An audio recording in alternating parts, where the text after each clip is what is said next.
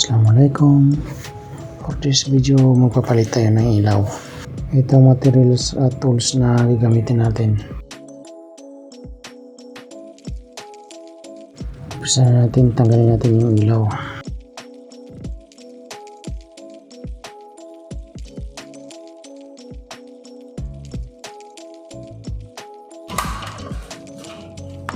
Pagkatanggal, iwalay natin yung kuhan niya, yung LED. Tanggalin natin para hindi tayo masilaw.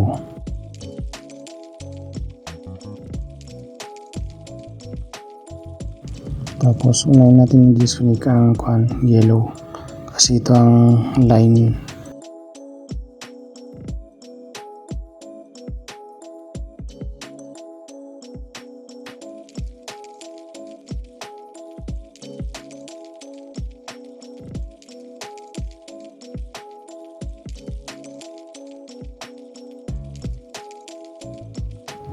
Pagkatanggal, ibalik natin yung connector para safe tayo.